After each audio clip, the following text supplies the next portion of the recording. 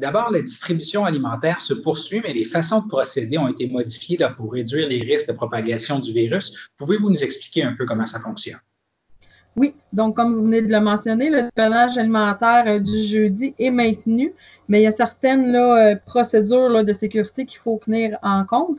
Donc, on a présentement le lavage de sacs réutilisables qu'il faut faire au préalable avant de venir à l'organisme.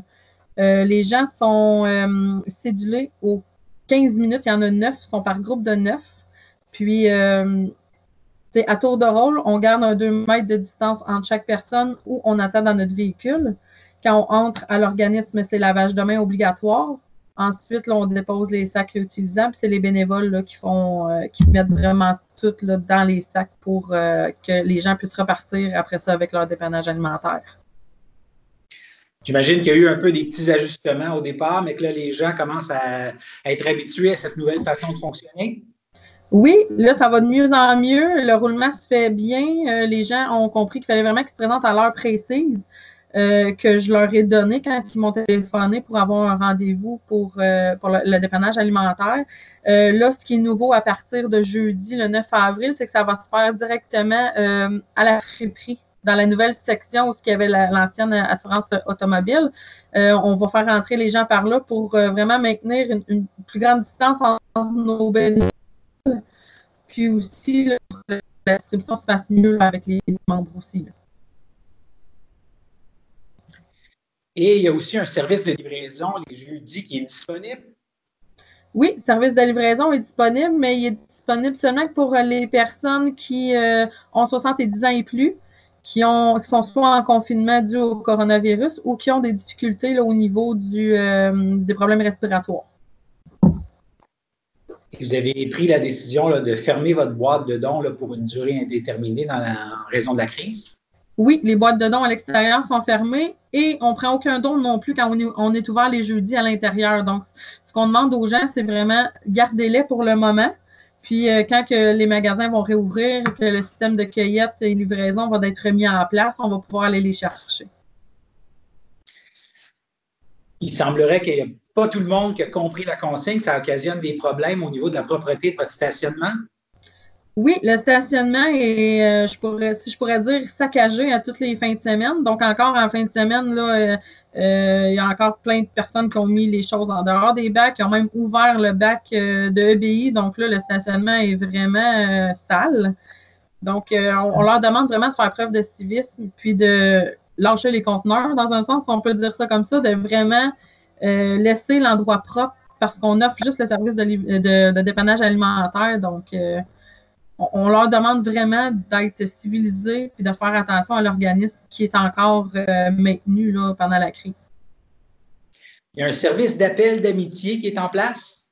Oui, à toutes les semaines, j'essaie d'appeler le plus de membres possible. On fait vraiment les membres un par un. Je les appelle, je leur demande comment ils vont, comment ils vivent la crise.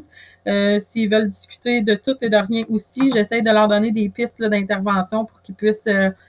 parce qu'on en a qui deviennent plus anxieux parce qu'ils sont confinés à la maison. Donc, j'essaie vraiment, là, un à la fois, de prendre des nouvelles, de les rassurer. Puis, ça va être comme ça là, tout au long de la crise. Et là, les banques alimentaires, elles demeurent ouvertes malgré la crise. Là. Oui.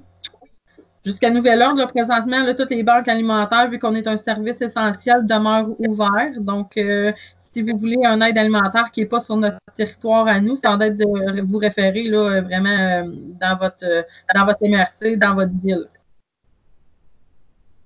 Et vous vouliez aussi faire un petit rappel au niveau de l'importance de faire attention pour les sources d'information.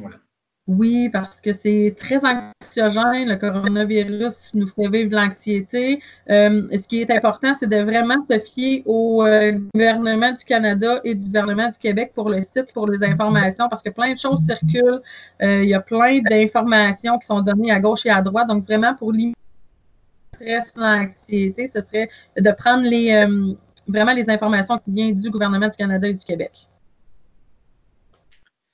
Et le conseil d'administration veut quand même envoyer un message à vos membres? Oui, ils veulent que vraiment les membres sachent qu'ils sont là. Ils se rencontrent pour 2 semaines pour réévaluer l'état ils suivent vraiment là, tout ce qui est gouvernement du Canada et Québec. Donc, c'est vraiment un point là, crucial. Ils sont vraiment là avec Julie, la coordonnatrice, à essayer de trouver des solutions, à laisser vraiment là, le alimentaire ouvert, c'est vraiment quelque chose pour eux là, de primordial. Puis justement, ils avaient pris la décision au mois d'avril de laisser le mois d'avril gratuit pour toutes les personnes qui voulaient bénéficier du dépannage alimentaire sur nos territoires. Donc, peut-être pour le mois de mai, ça sera la même chose, mais ça reste à voir. Mais vraiment, pour le moment, là, ils se rencontrent au puis ils réévaluent toujours la situation. C'est sûr que ce que le conseil d'administration demande, c'est vraiment de rester à la maison le plus possible, de suivre les mesures d'hygiène qui ont été mises en place les jeudis. Puis que si vous avez quelques symptômes, que ce soit le nez qui coule, un mal de gorge, c'est d'aviser. On va regarder ce qu'on peut faire, mais ce n'est pas de se présenter à l'organisme. Puis ce qui est vraiment aussi important, c'est de téléphoner. Les portes sont barrées, même si on est ici les mardis et les jeudis. Mais ça nous permet vraiment de limiter les contacts, puis aussi de faire en sorte qu'il y ait moins de propagation de microbes à l'organisme. D'autres choses que vous voulez ajouter en terminant? Non, juste un gros merci vraiment de ne pas lâcher. Nous, on va être vraiment là pour eux jusqu'à la fin. Donc, faites preuve de civisme, de respect, puis on suit les procédures, puis on y va au jour le jour, puis ça va super bien aller.